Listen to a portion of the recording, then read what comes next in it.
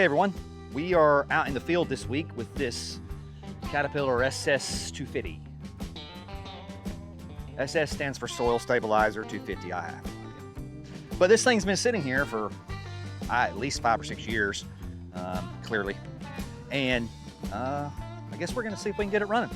So let's get after it.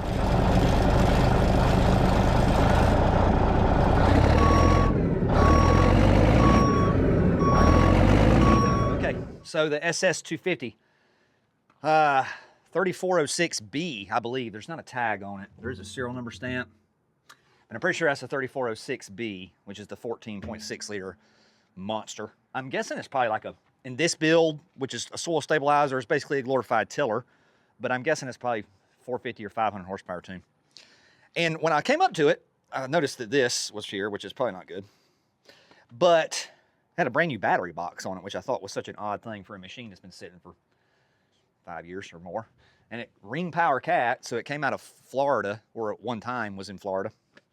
But yeah, I don't know. I don't know what to say. So I guess the first thing to do would be see if we got batteries in here or something. Jump it off. Perfect. No batteries.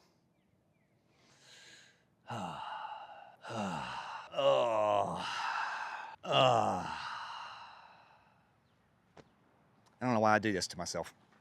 Beep, beep, beep, beep, beep, beep, beep, beep, beep, beep. Okay, so normally I would just throw my 24-volt jump box on it and go.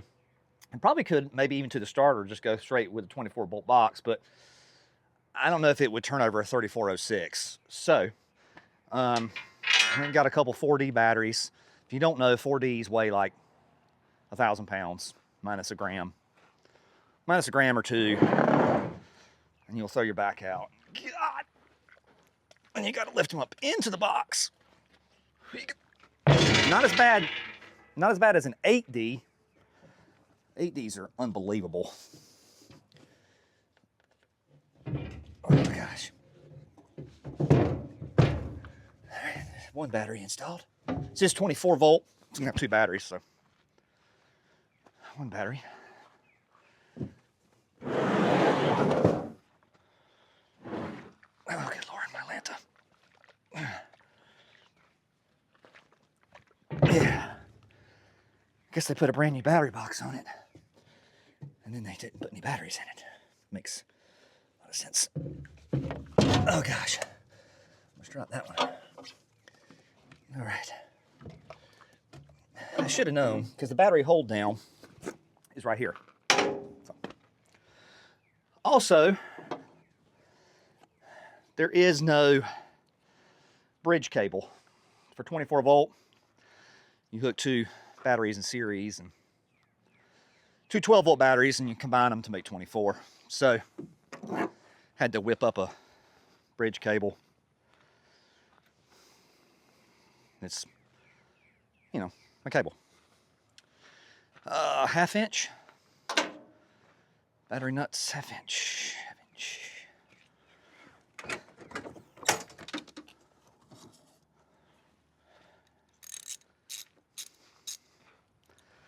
1/2 inch. All right. I always do positive cable first. I always feel like it's best to hook the negative up last. I'm not sure if that's right or not, but that's what we're going to go with.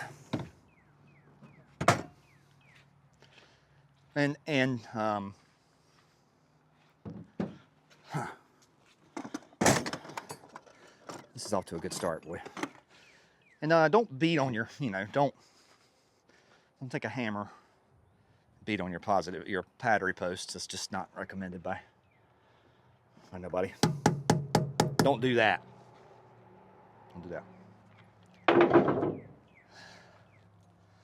All right, let's see how much shit I can arc off of this thing. All right, that's good. Bridge your cable. And there is such a thing when you make these cables as a positive end. You can see that, it's red, and a negative end. because the posts are actually different. The positive is a little bit, if you can tell, positive is a little bit bigger. So, I suppose in a pinch you could put 2 positives on there if that's all you had, but I'm gonna try to do it right for a change. I'm actually gonna flip these battery nuts around.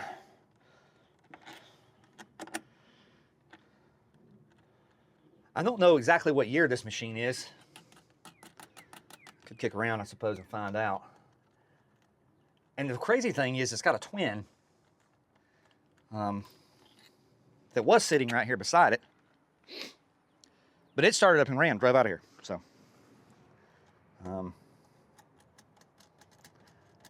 but I really wanted to see if this thing would run.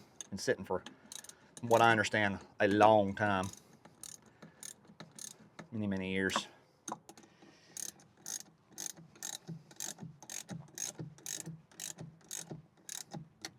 All right. And the negative cable. Hopefully it doesn't get sparky here. Ooh, nope, no sparks, okay. Does it have a master switch? Should have a master switch. Choosing on the SAD cable. Huh, I don't see one.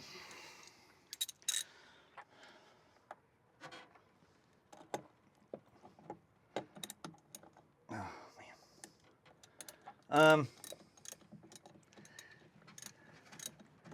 I'm gonna guess this thing, if it does run, sounds amazing. 3406 with a big fat turbo and a muffler right there. Yeah. All right, well, first challenge is over.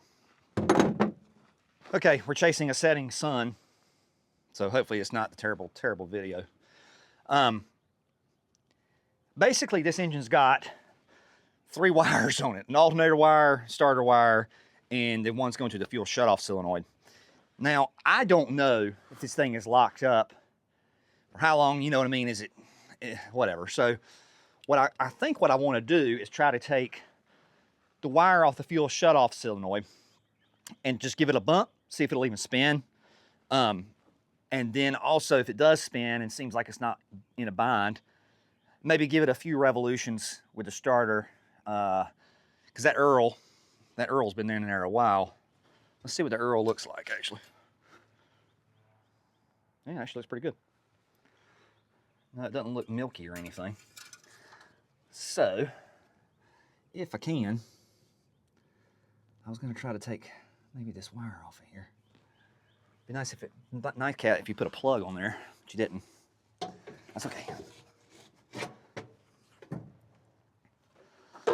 I couldn't get it off with my Leatherman, so I had to revert back to the, find if I can find a socket that'll fit it. Maybe. What size are you? Yep. Now, the first thing I'll do when I take this little bitty nut off of this thing is drop it. You know, that's what you do. Because it just, oh, there's a serial number tag. Let's see. Can we get her off of there without breaking something? I might be barking up a tree I don't want to go up here. But I just feel like it would be better to bump it and maybe let it spin a little bit to see if we can get some oil pressure without it starting. All right.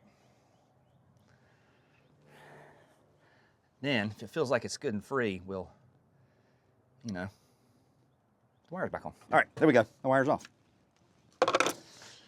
So, all right, up on the top of the SS250. Got a key in it already. It's hot. It's like 90-something degrees. The sun won't go away. Go away. Sweating. All right, let's see if it'll even just bump. Yeah. All right, I'm gonna give her a little spin. All right, I think we're okay. It's turning over nice and free. All All right, I don't want to kill them new batteries. The 3406 is no joke to try to turn over, so. All right, I'm going to go back down there and hook up the fuel shut-off solenoid. Be right back. Be right back. All right, I hooked the fuel shut-off solenoid back up. I did move my truck out of the way before you say anything. I know it could just go into gear and smash into my truck, but hopefully that won't happen. Moment of truth, I suppose. Here we go. 3406. I did not prime it. I did not prime it, and I have a reason for that. If any of y'all have ever worked on one of these things, you know if they've been sitting for a long time and you move that primer, they start leaking everywhere. So I didn't prime it. We're just going to give it a shot and see what happens.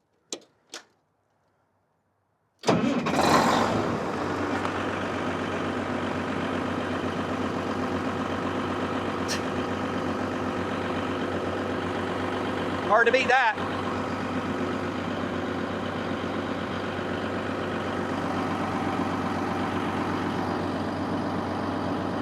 .40 psi of oil pressure.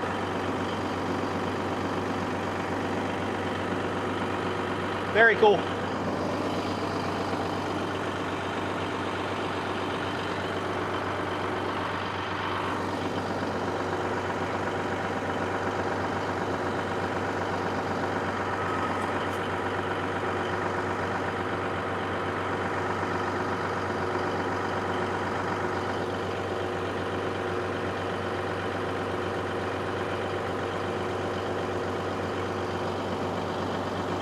A little throttle.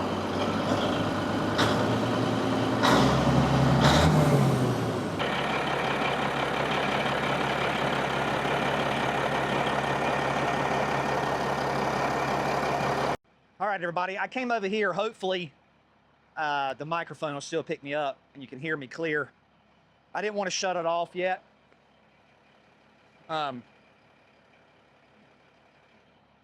I have hydraulics opening the door, and the rear steer and the front steer is working, but I have no hydraulics to lift the actual milling head of the soil stabilizer.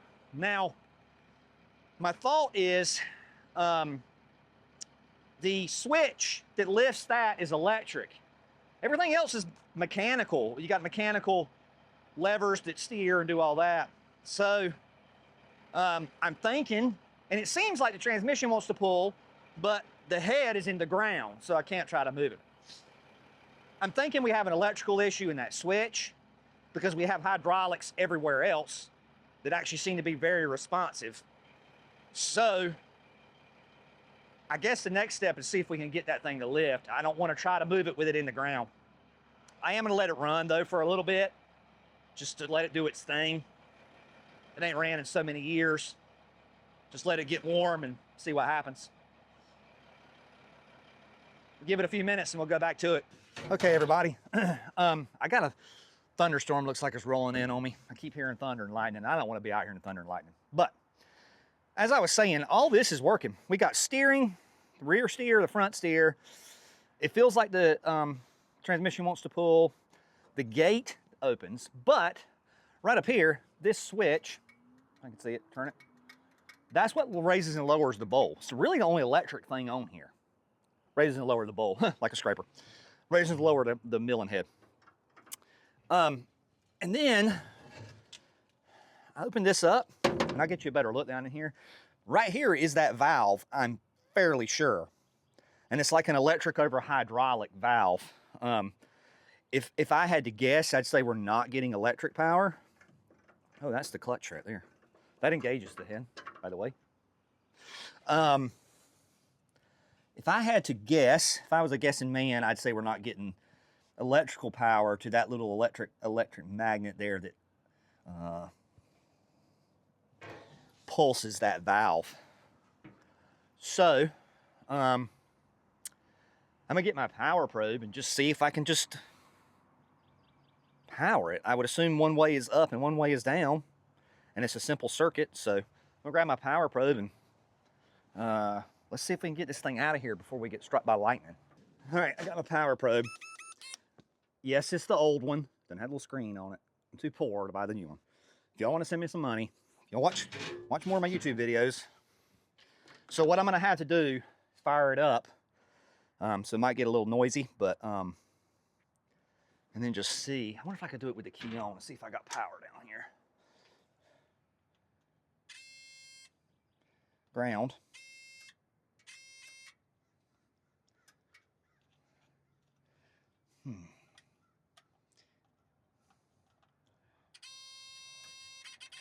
Yep, I don't believe I'm getting power. Okay, let's fire it up. It's worth a shot. Storm's getting closer. It's right over there. Let's see if we can get this thing going. 3406, fire up number 2. You'd think it was brand new.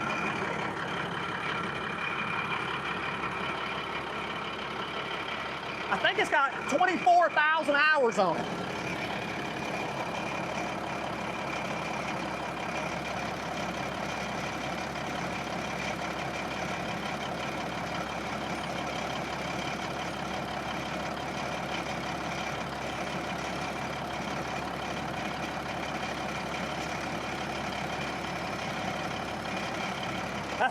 It moved. I'm gonna take you down there so you can see it moving. Keep your eye on the milling head right here. I'm gonna go pulse the valves.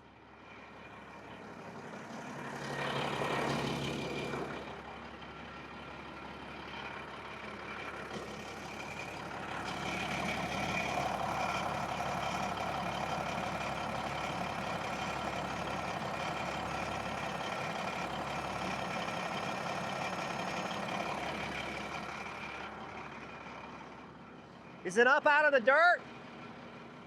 Can you go a little bit more?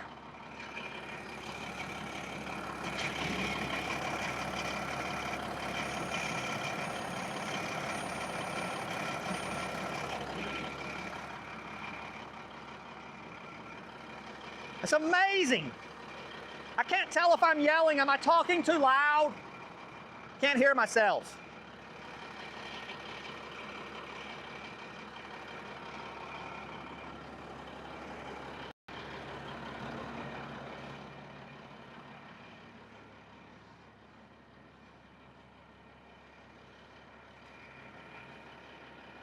The tires are still holding wind.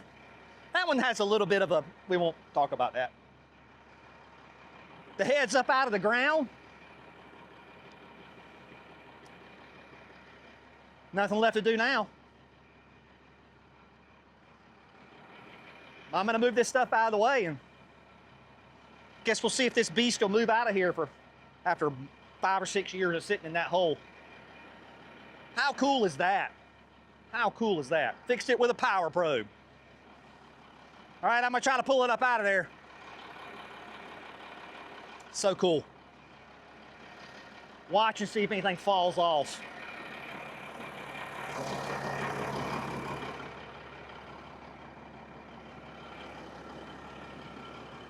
Steering wheel does the front wheels.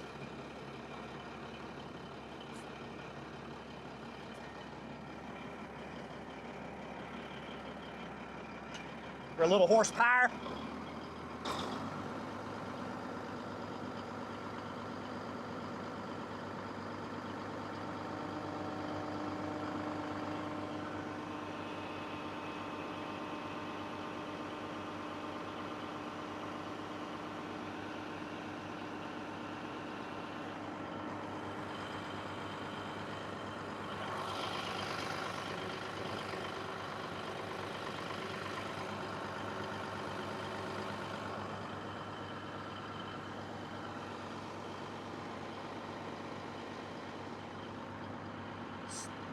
So cool. I'm unreasonably excited about this. Come on, baby.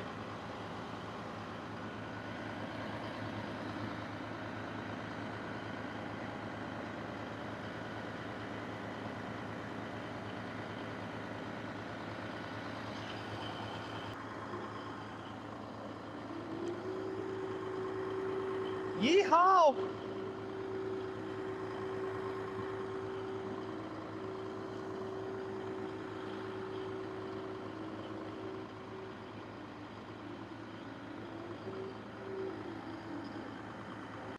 Wow, so cool. I want to give y'all a better idea of what I was doing down here with my power probe. So this is the valve here. It's a magnetic solenoid. It's a pretty simple, just 2-wire thing. Now, this one, the one on the bottom, ended up being the one to lift it. And all I did was feed it 24 volts to make the solenoid jump. And to put it back down, I'll just feed it to this wire and let it back down. Now, that basically, I mean, that answered our question, right? We're clearly not getting power or something up there at the switch. We knew we were in pretty good shape when all the wheels and everything turned. And man, that 3406 runs so good. And it is a 3406B, actually. I found a tag on it, so that's cool. I'm going to, that rain is moving in on us pretty quick. So I'm going to set this back down. I'm going to fire it back up and set the head back down with the power probe. And yeah, this thing will be ready to go to the sale, which is really cool. Who'd ever thought, right? A set of batteries, and really that's essentially it. And a power probe. And a guy can get these things to run. They don't make them like this anymore, guys, at all. Look at that thing.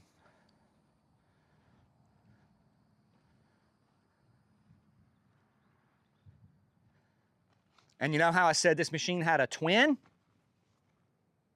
There she is.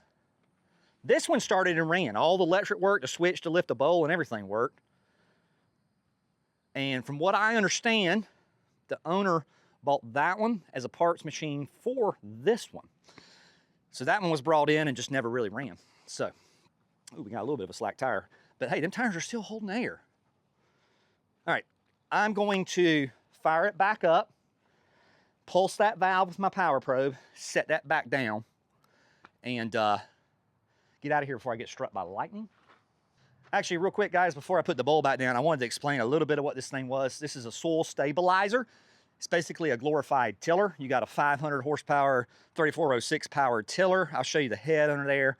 And a lot of times, they'll use them to mix concrete or stone or something into some unstable dirt.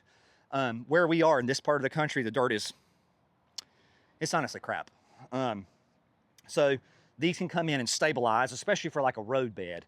The newer ones you see, like the Wergens and all this one's really old.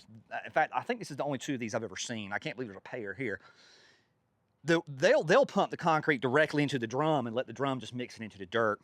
But some of these older ones, they would lay it out in front and drive over it and till it in, just like you would till your garden at home. And they're really cool. It's not something you see very often.